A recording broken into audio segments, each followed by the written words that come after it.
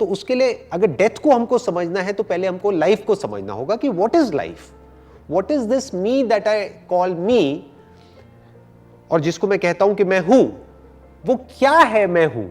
उस लेवल पे जो आप एक्चुअल में हो, जो मैं एक्चुअल में हूं, उस लेवल पे कोई डिवीजन नहीं है, कोई सेपरेशन नहीं है। ये जो कॉन्सेप्ट्स हैं बर्थ और डेथ, ये सब वहां पर नहीं एग्जिस्ट करते हैं। मतलब इन रियलिटी जब मैं मरूंगा ही नहीं तो मैं दोबारा से पैदा कहां से होऊंगा। ये कॉन्सेप्ट ऑफ रीबर्थ आया कहां से? हुआ क्या है कि कुछ बुक्स हैं जिसमें हमने पढ़ लिया है, वहां पर एज एन एग्जाम्पल दिया था, जैसे कि हम कपड़े बदलते हैं, रोज कपड़े बदलते हैं, ऐसी जो आत्मा है वो शरीर बदलती है। तो लोगों ने ये तो ध्यान दिया नहीं कि वहां पे जैसे की यूज किया जा रहा है, जैसे कि मतलब फॉर एग्जाम्पल, कि एक एग्जाम्पल की तरह, नॉट कि इट इज अ फैक्ट। क्योंकि आगे ये भी कहा गया है उसी बुक में या और बुक्स में कि आत्मा ना मरती है ना पैदा होती है, तो कौन कपड़े बदल रहा है? आत्मा हर जगह है। आत्मा मतलब मैं, नॉट सम घोस्ट और सम भूत प्रेत और व्हाटएवर। तो अब ये जो कॉन्सेप्ट्स हैं जब ये हमारे क्लियर हो जाते हैं ना, तो वहां पर ना लाइफ होता है ना डेथ होता है। जब मैं मरूंगा ही नहीं तो आने का सवाल ही नहीं उठता। जब मैं पैदा ही नहीं हुआ तो मरने का सवाल ही नहीं उठता। जो मैं एक्चुअल में हूं, जिसको आप देख रहे हो, वो तो एक बॉडी है, वो तो डिसॉल्व हो जाएगी। जहां से आई है, इसी नेचर के एलिमेंट से बनी है, उन्हीं एलिमेंट्स में वापस चली जाएगी। जैसे अगर मैं आपको एग्जांपल दूं, अगेन फॉर एग्जांपल, कि कोई स्पेस है, मान लो ये बॉडी एक घड़े के जैसी है, तो उस घड़े के अंदर जो स्पेस है और बाहर जो स्पेस है, क्या वो अलग अलग है? क्या एक्चुअल में स्पेस में कोई डिवीजन है? हम सिर्फ इमेजिन कर रहे हैं कि घड़े के अंदर का स्पेस अलग है, बाहर का अलग है। तो वंस यू अंडरस्टैंड कि मैं स्पेस हूं जिसमें कोई डिवीजन है ही नहीं, तो घड़े बनते रहते हैं, मिटते रहते हैं, उससे कोई फर्क नहीं पड़ता है। ये मत समझो कि जब वो एक घड़ा मिट जाएगा तो वही स्पेस जो उस घड़े के अंदर था वही किसी और घड़े पे चला जाएगा। ऐसा नहीं होता है।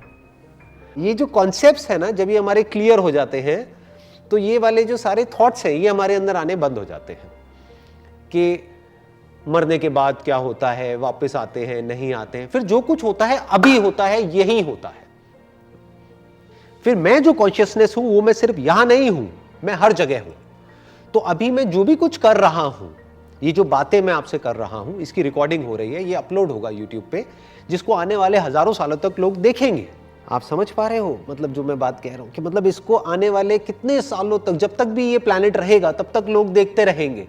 तो जो उनके अंदर से देख रहा है और समझ रहा है और उसकी लाइफ बेटर हो रही है, वो भी मैं ही हूं, वो मुझसे अलग नहीं है। तो मैं कहीं नहीं गया हूं, मैं वही हूं। अगर कहीं किसी पहाड़ पे कोई बच्चा है जो आने वाले 500 साल बाद, 1000 साल बाद बैठ करके मोबाइल पे या कहीं पे, उस वक्त पता नहीं मोबाइल होगा या क्या होगा, हो सकता है कोई चिप हो जो हमारी ब्रेन में हो और वो आंख बंद करे और उसको मैं दिख रहा हूं, ये सब वीडियोस दिख रही हो, तो जैसे भी वो इन बातों को सुन रहा होगा, जैसे भी वो फील कर रहा होगा और उसको बेटर, वो मुझे ही हो रहा है, because I am that consciousness.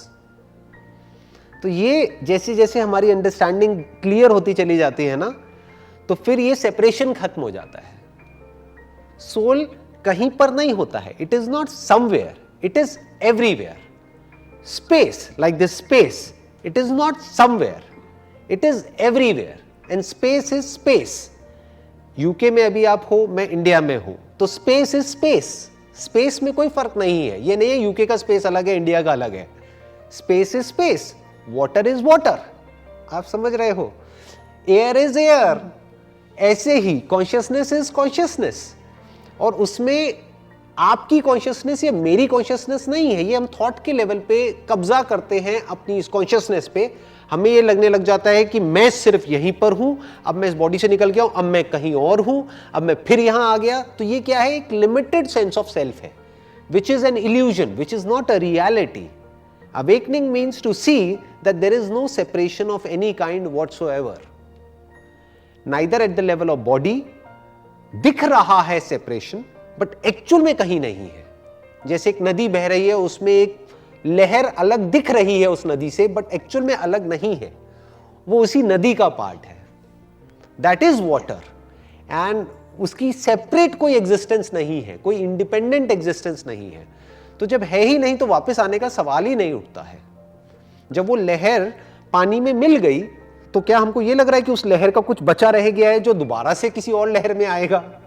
आप समझ रहे हो मेरी बात? हाँ, ऐसे जब डीपली आप समझते हो तो हमको ये जो फंडे हैं, हमारे जो कॉन्सेप्ट्स हैं, वो क्लियर हो जाते हैं।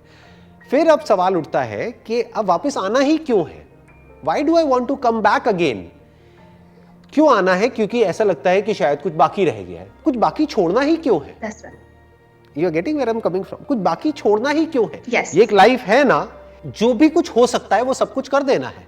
कुछ बचा के क्यों रखना है? अगर किसी को प्यार करना है तो कर देना है ना, उसको बचा के क्यों रखना है? कल पे कुछ छोड़ना ही क्यों है?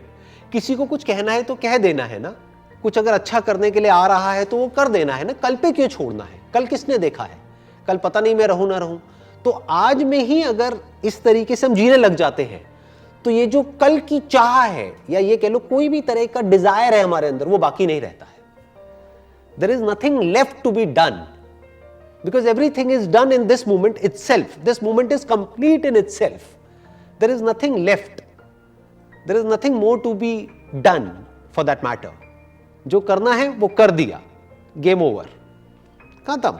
I am happy, I am contented, I am satisfied. तो दोबारा आना ही क्यों है? आप समझ रहे हो?